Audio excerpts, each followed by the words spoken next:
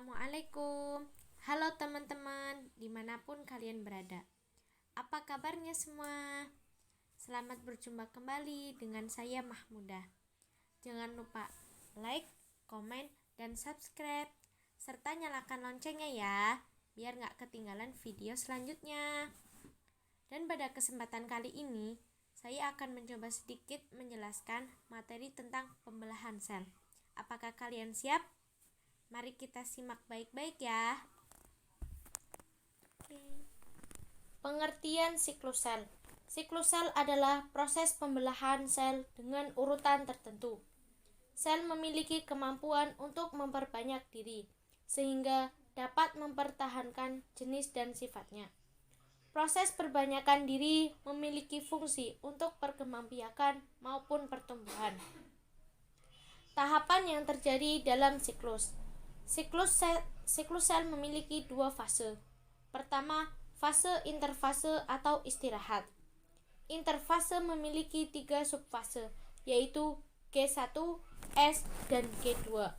Subfase G1 yaitu growth 2 atau pertumbuhan 2 atau GAP2. Terjadi proses sintesis protein. 2. Fase mitotik atau membelah.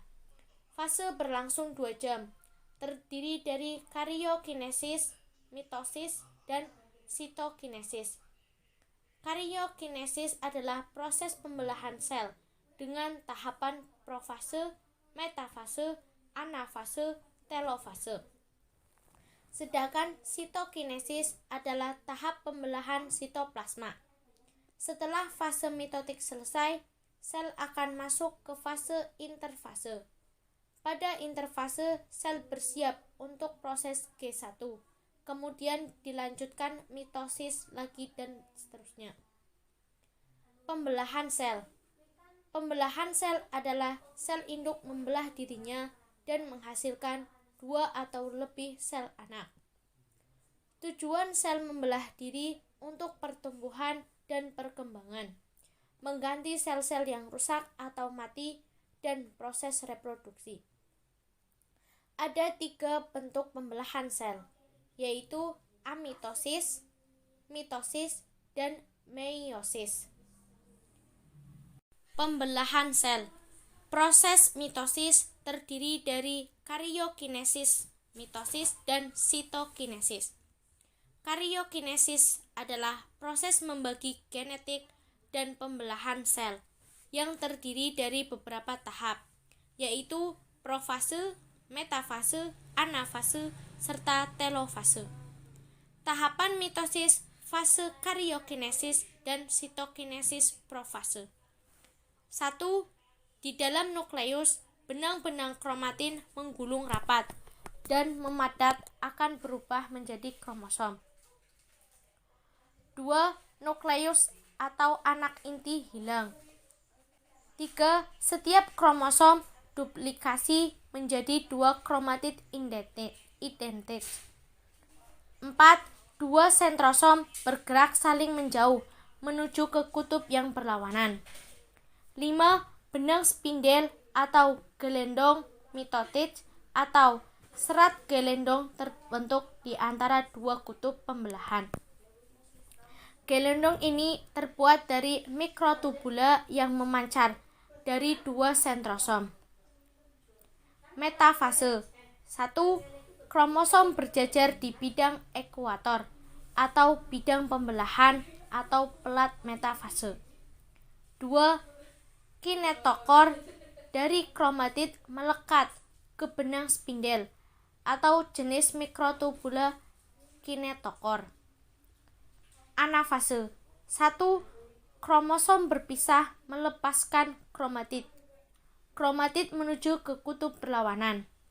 Mikrotubula kinetokor menjadi memendek. Telofase. 1. Dinding nukleus envelope terbentuk di kedua kutub. 2. Di tengah bidang ekuator atau bidang pembelahan atau bekas pelat metafase terjadi peristiwa sitokinesis, yaitu lekukan sel dan pembelahan sitoplasma menjadi 2 bagian. 3. Kromatid kembali menjadi bentuk benang kromatin yang kurang rapat. Benang spindel menghilang. Kematian sel. Sel normal akan mengalami kematian sel yang terprogram atau apoptosis. Apoptosis adalah suatu proses kematian sel yang terprogram diatur secara genetik, bersifat aktif, ditandai dengan adanya kondensasi kromatin, fragmentasi sel, dan fagositosis sel tersebut oleh sel tetangganya. Apoptosis merupakan bentuk atau mekanisme kematian sel yang terprogram, yaitu programmed cell death atau karena bunuh diri sel, yang ditandai dengan gambaran morfologi dan biokimiawi yang khas, yaitu adanya kondensasi kromatin, fragmentasi sel, dan fagoitosis sel tersebut oleh sel tetangganya.